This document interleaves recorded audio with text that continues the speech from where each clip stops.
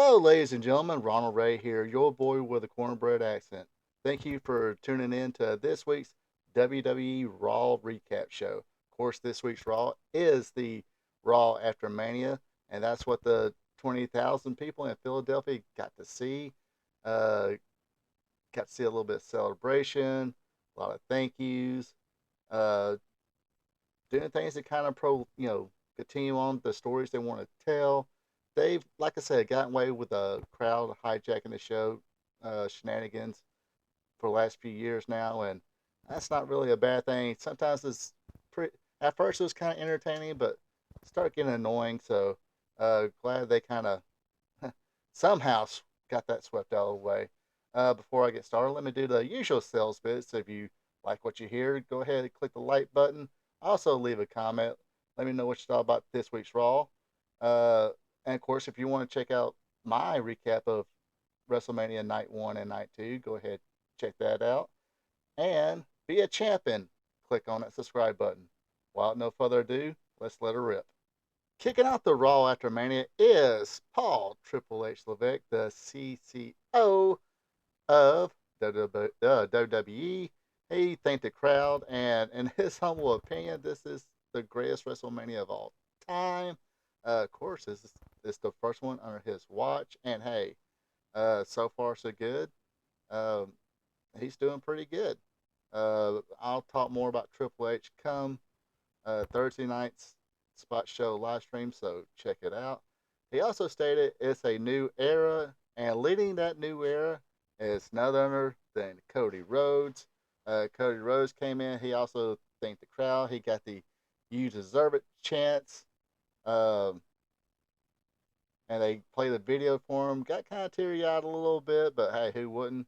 Again, thanks to fans and put a little TikTok video up for the fantasy of his daughter. And now he says when he tells the story he's going to fight, he's fighting the main event because he's the undisputed. They kind of dropped the Universal part, didn't they?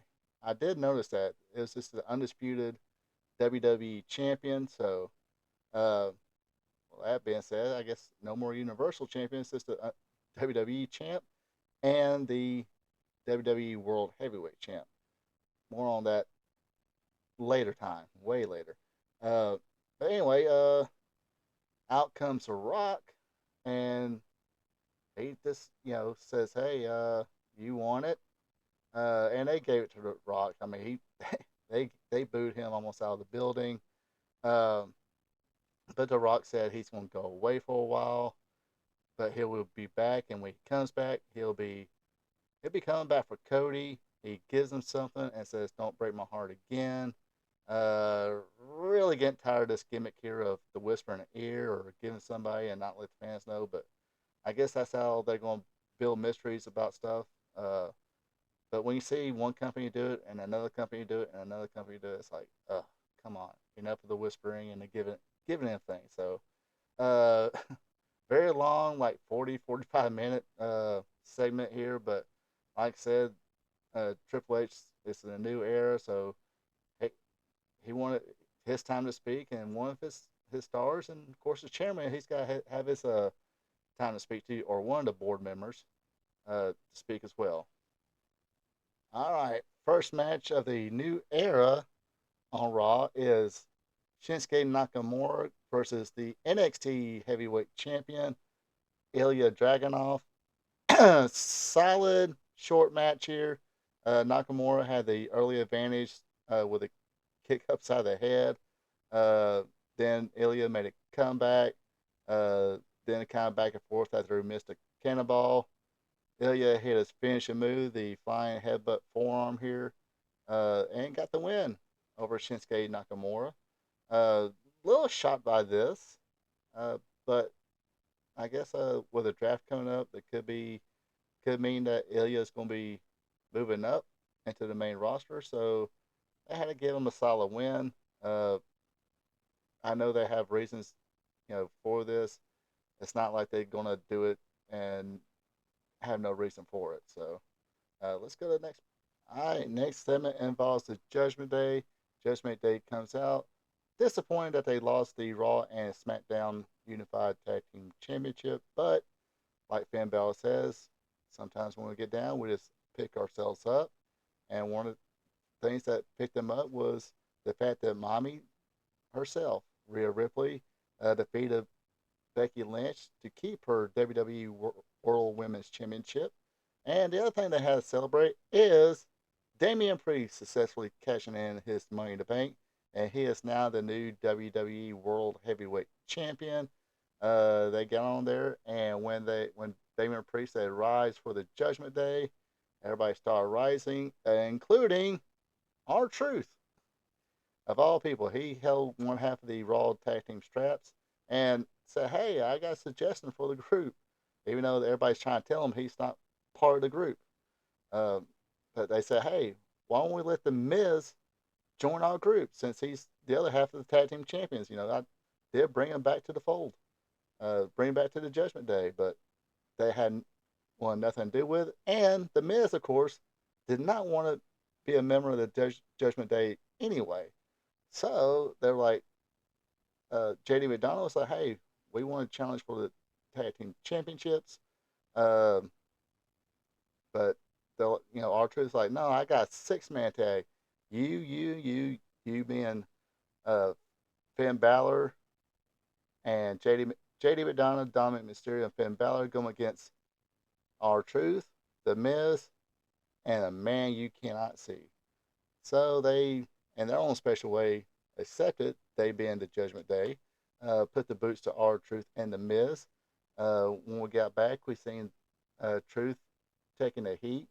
Uh, then The Miz got tagged in. He cleans house until a little bit of shenanigans when JD and Balor dragged The Miz outside and ran to a barricade.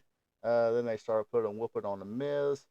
And when all hope was lost, uh, they pulled R-Truth down as the Miz was trying to get that tag and ran to the steps. Uh, the music hits, and that music was none other than John Cena. John Cena came in, got on an apron, grabbed a tag rope, got the hot tag from the Miz. Of course, John Cena cleans house, shoulder blocks for JD McDonough. Then they Miz and R-Truth got back into it. Uh, tri- Triple five knuckle shuffles and triple attitude adjustments. And the winner of this match was the man you can't see, John Cena, R-Truth, and The Miz. Funny segment here, I thought it was. Pretty good match for what it was.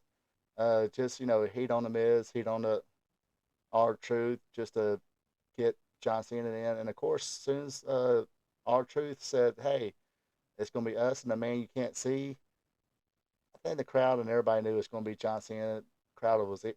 Philly crowd was even chanting for John Cena. Uh, guess longevity pays off, and they show a little respect for John Cena, the guy who they used to boo a lot when he was a top babyface.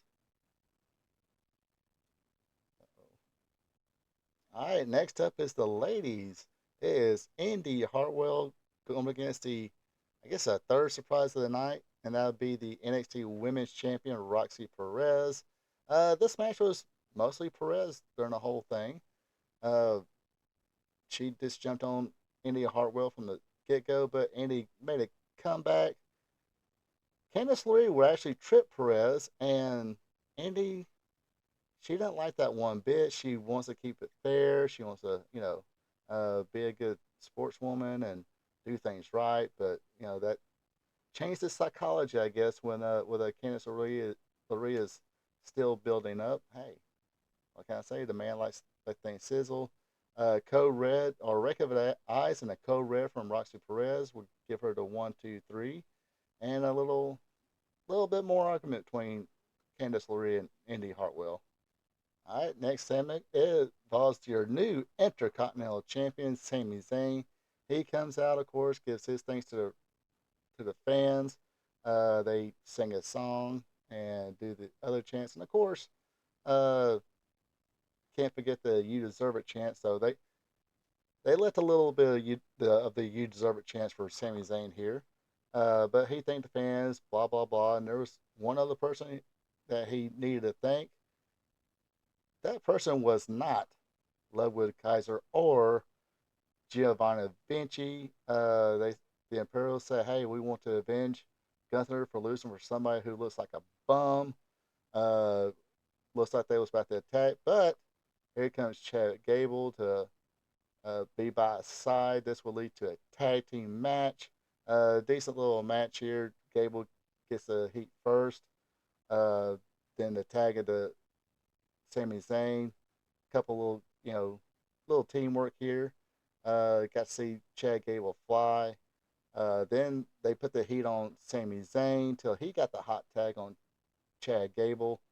All four men went at it. Then in the end, it was a haluva kick. Then a chaos theory from Chad Gable on uh, Giovanni Vinci, and that would give them the win. Good match here, actually. Uh, Imperium, the tag team of Kaiser and Vinci, I've always kind of liked them. Uh, Chad Gable, he always puts good work in. Like I said, Sami Zayn, he knows what he's doing in that ring too. Uh, a decent match, but it was announced later that on next week's Raw it is going to be Chad Gable and Sami Zayn for the Intercontinental Championship. So poor Chelsea Green, she went to the back with all three GMs and said, hey, she's not happy about being left off WrestleMania, and I want my special moment. I want it now. And they're like, okay, if you want a special moment, go in the ring, and your special moment is will show up. Of course, that being Jade Cargill, uh, Chelsea Green did not want anything to do with Jade Cargill. Why not? This is a short, quick little squash match for her. Butterfly kick and the Jada by Cargill gives her the, you know, like I said, quick little squash win. Um, and looks like like I said, they gonna push her to the moon right now. Top free agent they got. They spent a lot of time and money on her, so they see her as a promising star. So we shall see what comes out of this. All right, now it's time for the main event. It'll be a four-way to determine the new number one contender for the WWE World Heavyweight Championship. First up is Drew McIntyre, and he was in a good mood. Grabbed the mic and told everybody what kind of mood he was. Didn't like it one bit. Uh, Towards the end of it, though, he was kind of interrupted by Jey Uso's music. He comes to the ring, everybody eating away. Uh, he got followed by Bronson Reed and Ricochet. Uh, this basically your typical four-way match. People, got their stuff in. Uh, got to see Ricochet do a lot of flying this match. Uh, Jay got his stuff in, but like he was trying to get the win over Bronson Reed, but uh, he got all of that. Got to see the two big guys slug it out. Towards the end, though, we got Ricochet taking himself and Bronson Reed out of it. That left Jey Uso and Drew McIntyre. Drew McIntyre looked like he's about to put it away with a Claymore kick until up pops CM Punk. He grabs the foot, distracts Drew McIntyre. That gave Jey Uso the opportunity to hit the spear. Uso splash. 1, 2, 3. Your new number one contender for the WWE World Heavyweight Championship is Jey Uso. And Drew McIntyre is not happy about it whatsoever. Uh, CM Punk thought it was funny. Uh, Congratulated Jey Uso. So yeah, this is more story building. CM Punk's there. He's getting under Drew McIntyre's skin. Of course, I'm pretty sure once he's 100% clear to wrestle, they're gonna go at it, which should be interesting to see. Already got that story built up. Now it's time to clash for it.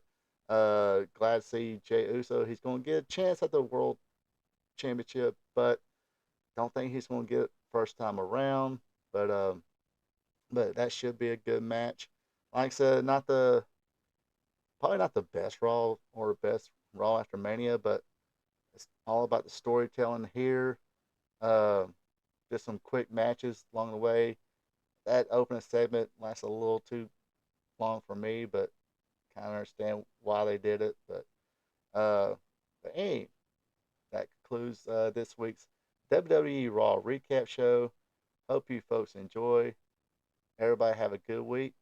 Uh, Take it easy and have a good one. Hey there, thank you for checking this out. If you enjoyed it, share with friends, drop a like button, leave a comment. Also, be a champ and hit that subscribe button. You can also check me out on social media, Facebook at Ronald Ray, on X or Twitter is RPATRPTV 46. Until next time. So long from the peach state of Georgia.